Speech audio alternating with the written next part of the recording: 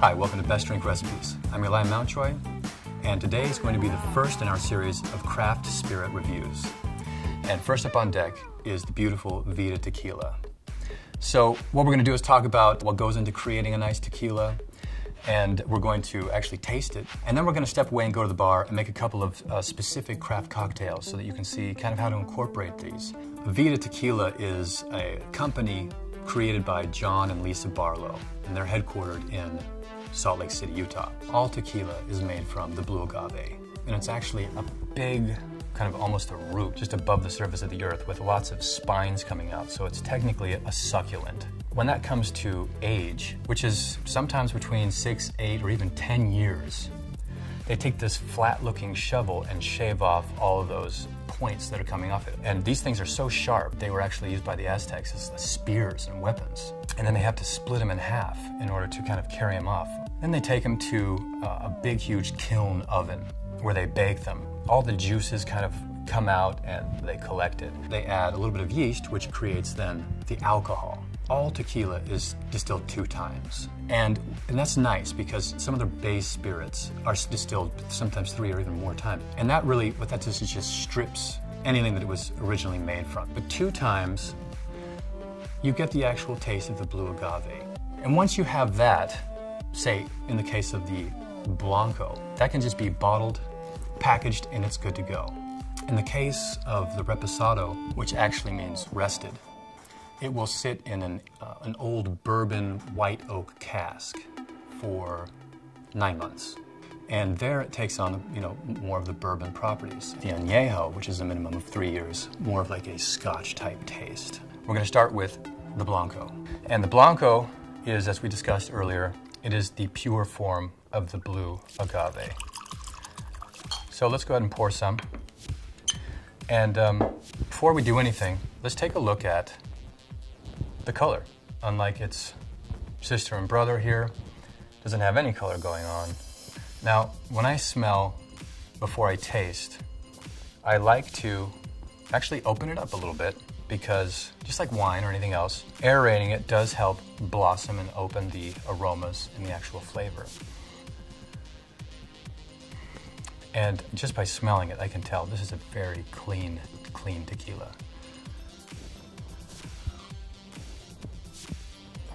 I'll actually wash that through my mouth because the first taste is really about preparing your body to receive the next tastes, which are coming now.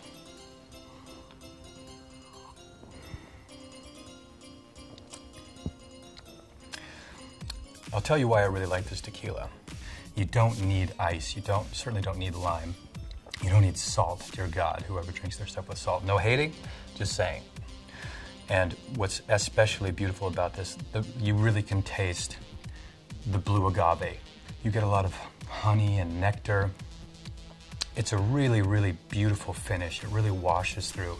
You get hints of citrus, a little bit of vanilla.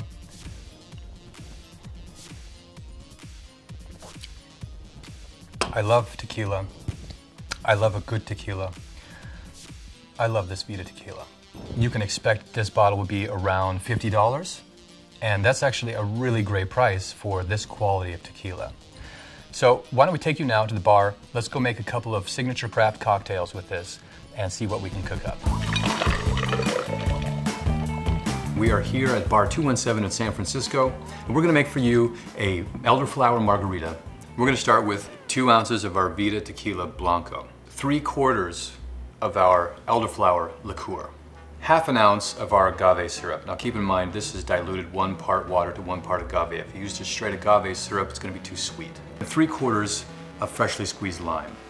So let's start with our lime. Squeeze in 3/4 into our shaker.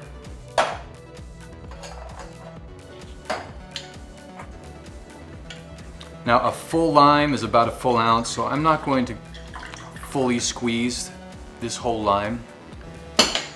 Let's go ahead and put in 3/4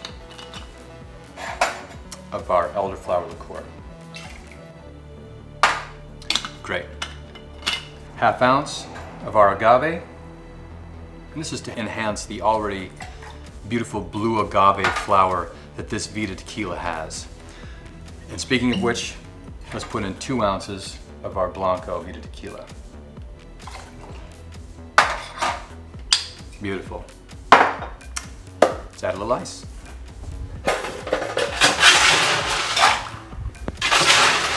I'm also going to add a little ice to our tumbler while we're icing up. Now, let's shake.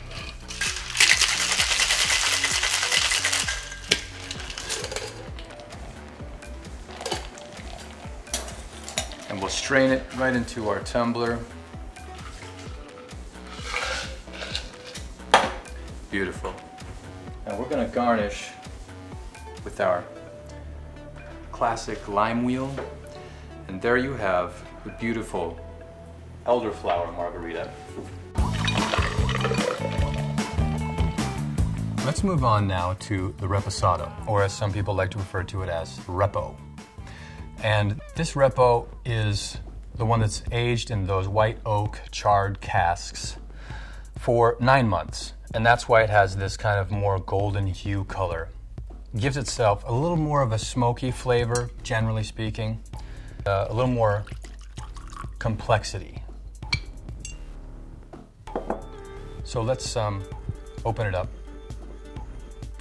and take it in. Now my favorites are generally the Reposado, but just smelling this just makes me want to drink that bottle, which I'm not going to do for you. We're actually going to be a little more sophisticated and sip this and actually go through it. I'm just overly sharing what I want to do. So what I love about the Reposado is that just like the Blanco, it stands on its own 2 feet. It's very balanced. It's very harmonious in its aged complexities. And by that I mean you can still taste the agave. You still get the hints of the caramel and the vanilla and kind of almost even a burnt sugar. But it's not harsh. It's not too much. It's not metallic. Just as it is, it's really a delight. Just like its sister, Añejo, it really can just stand just as it is, neat, right like this. Suave.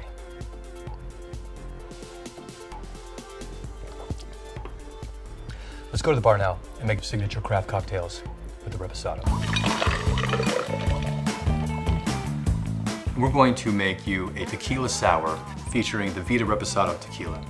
To start this cocktail, we're going to use 2 ounces of our Reposado Vida Tequila, 3/4 ounce of our simple syrup, 3/4 ounce of our freshly squeezed lemon juice, and we're going to use a little egg white to give us that nice creamy froth. So first, in our shaking tin, our Reposado tequila.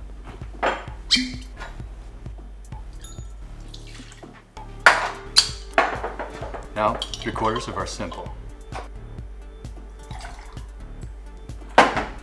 And fresh lemon.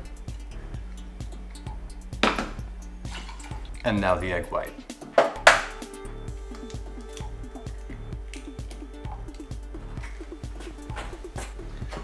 Now, we're going to whip this first, just to really emulsify everything and to get that nice frothy whip, that egg whip at the top.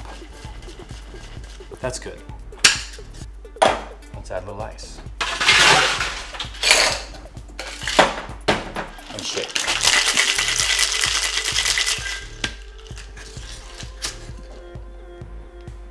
And let's fine strain.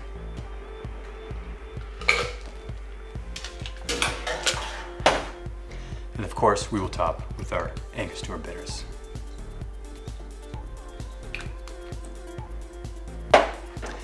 And there you have the Tequila Sour.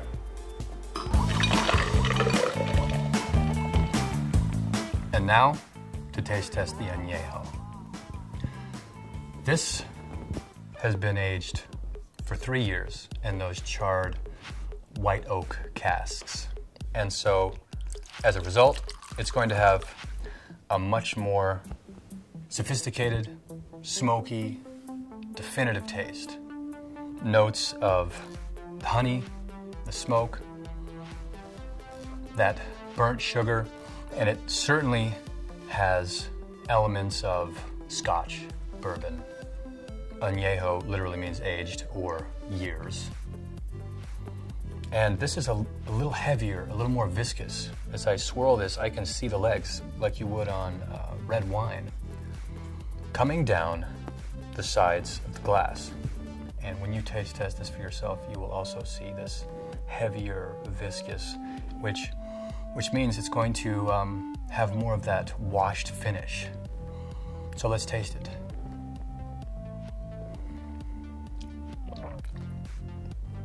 Yes, much more complicated.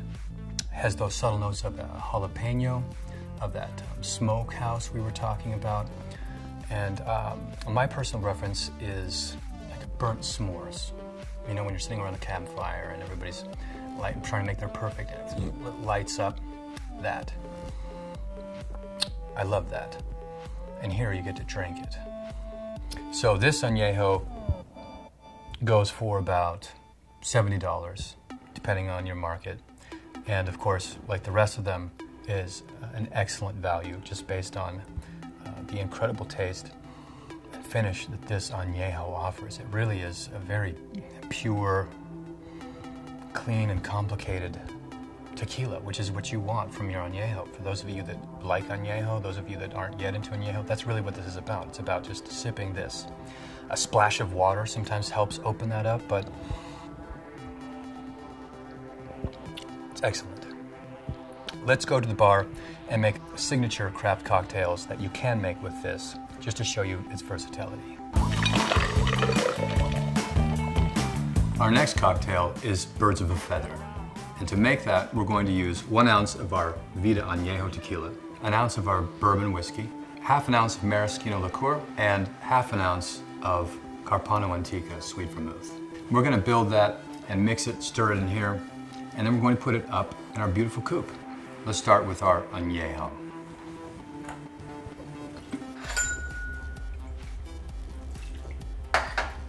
That's 1.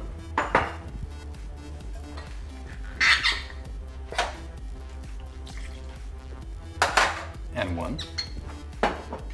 ½. And another ½. Great. Now let's put in a dash of our Angostura for good measure. Perfect. Now, a little ice.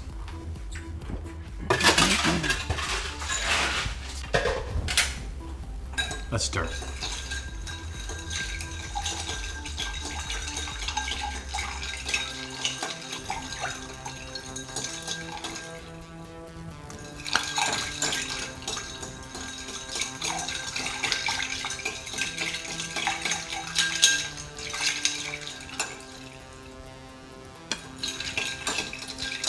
Perfect.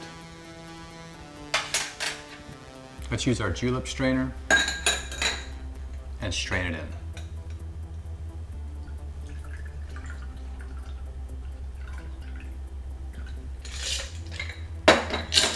And we're going to garnish with both an orange and a lemon twist. And we're going to release both of the essence of the oil and coat the exterior of the glass just like so. And there you have Birds of a Feather. All right, so we've shown you guys how this tequila has come to be, what the differences are, how it tastes, what kind of cocktails you can make. And for those of you lucky enough to live in the following states, you can go out and get this right now. And that would be New York, Maryland, Virginia, DC, Utah, Michigan, North Carolina, and Colorado. My beautiful home state of Colorado. I'll be visiting you soon.